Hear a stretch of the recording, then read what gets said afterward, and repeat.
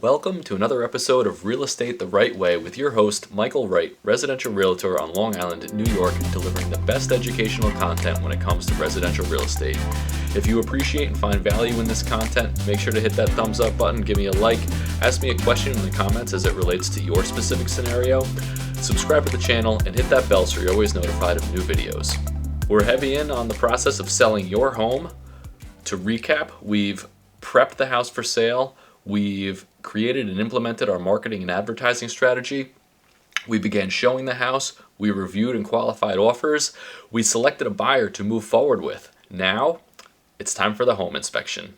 But before we get to that, one fear that sellers have in this step of the process in committing to one buyer, how do we make sure the seller's protected so that we're not leaving an unknown offer on the table? So let's review kind of the timeline and when we should start showing versus when we should stop showing. So we list the property, buyers start seeing it, interested ones submit offers. We review those offers, we select one to move forward with. That buyer does their home inspection. Assuming the home inspection goes fine, our attorney draws up contracts, sends it to the buyer's attorney. The buyer's attorney reviews it, sends comments and questions and changes back to the seller's attorney. Once the attorneys agree, the buyers come in, they sign the contract, submit their down payment, then the contract goes back to the sellers for signature. So this process could go as quickly as 1 to 2 days or as lengthy as maybe 2 to 3 weeks. There's reasons why we want it to be on the shorter end, but theoretically, if a seller wants to continue to show the property, we can show it all the way up until the seller signs contracts. Once the seller signs contracts, they're taking their home off the market. And they're committed to selling the house to the buyer. And the buyer is committed to purchasing the house because they gave their collateral, their down payment on contract. So it is possible, like I said, to continue showing the property even after the home inspection until both parties have executed the contract. And that's how we don't miss out on any potential offers. So when a buyer submits their offer, put yourself in their mind real quick. They've been out and seen a dozen, 2 dozen, who knows how many homes, who knows how long they've been looking for a home, but they finally found one that they could see themselves living in. They submitted an offer, they're excited, they're anxious, they're nervous. The seller, you, says, you know what, this offer is acceptable to me. We'd love to sell you this house.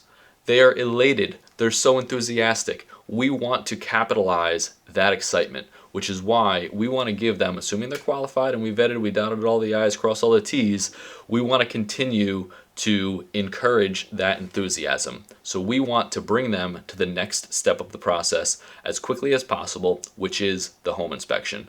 And as we know, if we conduct the home inspection, both parties are acting in good faith. No one is held by any terms of a contract. So, what's involved in the home inspection from the seller's side? Well, my most important tip to sellers as we're getting ready for a home inspection, aside from addressing any known material defects, so if the heat doesn't work, if the air conditioning doesn't work, if there's an electrical hazard, if there's a leak in the roof or a leak in the plumbing, if there's a known material defect of the home, we either have to address it or correct it.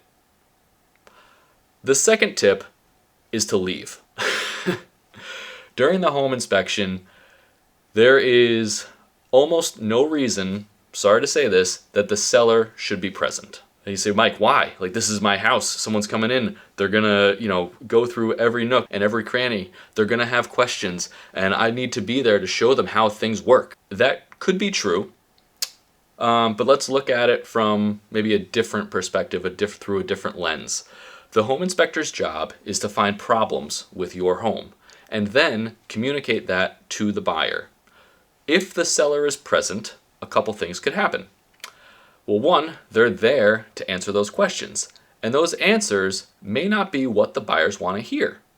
You'd think, well, yeah, no, I fixed that, or I addressed that, or yeah, that's been going on for a while, it's not really a big deal.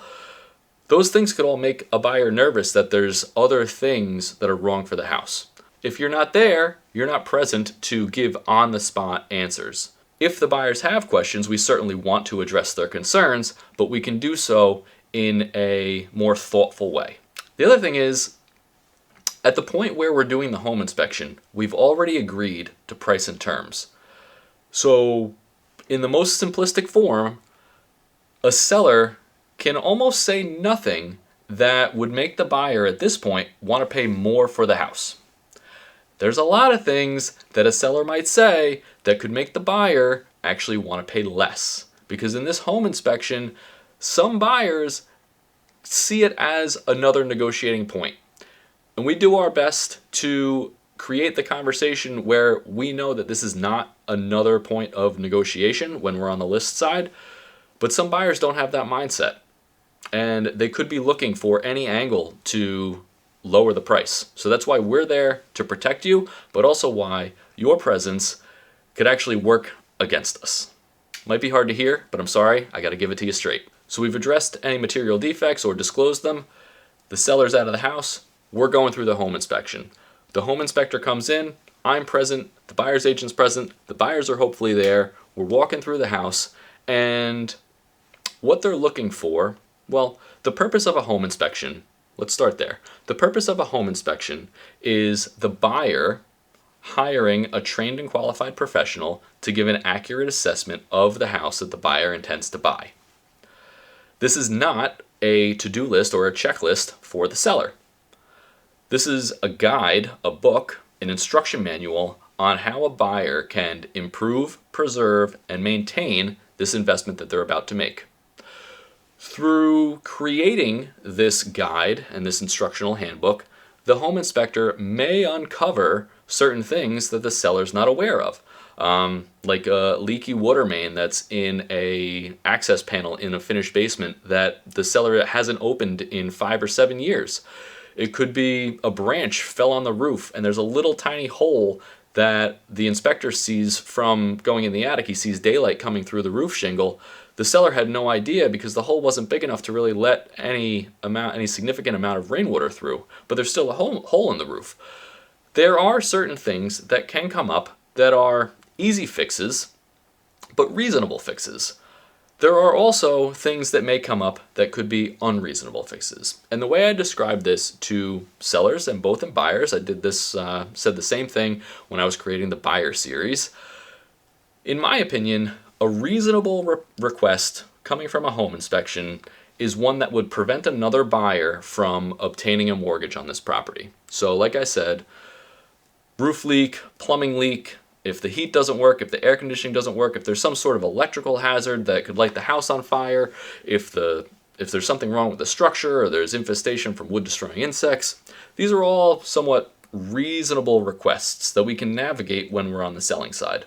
Unreasonable requests are if there's something in the home that may not be up to today's code, but certainly wasn't in the code when the house was first built or that room was recently renovated. So the example I like to give is if a kitchen is 40 years old and was constructed before GFCI outlets were a thing, the expectation is not to have GFCI outlets next to the sink or next to water sources in this kitchen that's 40 years old. Because 40 years ago, GFCI outlets didn't exist.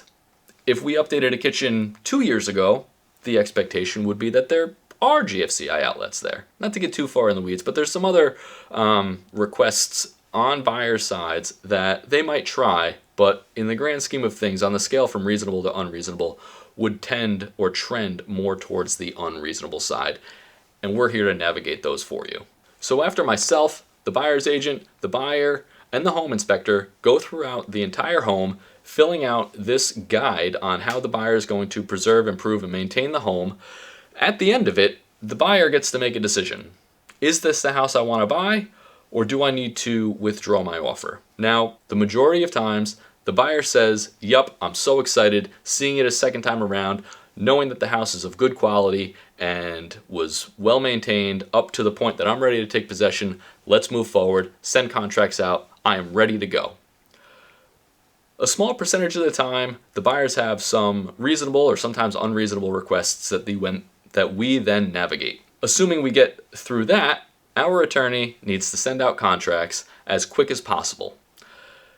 The purpose of sending out contracts as quick as possible, it goes back to what I was referencing in the beginning of this video, is to capture that buyer's enthusiasm, right? So they were looking at houses, they were getting depressed, they couldn't find the right one, they found the right one, your house, they submitted an offer, it was acceptable to you, they did their home inspection in very short order. Everyone's acting in good faith. They're enthusiastic. They're ready to sign on the dotted line so no other buyer comes in and scoops this up. We need to get them the document as fast as possible to, again, encourage and captivate that enthusiasm so it's not lost with time. The more time that goes by, the less enthusiasm a buyer will have. The enthusiasm decreases over time. They start second guessing themselves. They talk to more family and friends about the house that they're buying and the decision that they're making and what they're paying. And trust me, the more time that elapses, the more second guessing goes on. So to make sure that we get this buyer into contract is to send them the document to sign as fast as possible. And to do that, we need to give the attorney as much information as possible and as much information as they need to be able to draft this agreement. So what's going to be on the next video? Exactly that. What do we need to deliver to the attorney so that they can draft the contract as fast as possible? Stay tuned. Thank you so much for watching. This has been another episode of Real Estate the Right Way with your host, Michael.Wright, residential realtor on Long Island in New York. Remember to like the video, subscribe to the channel, hit that bell so you're always notified of new videos, and ask me a question in the comments as it relates to your specific scenario. I'm always here to help. And as always, tell me what home means to you, and I'll help you get there. Thanks so much.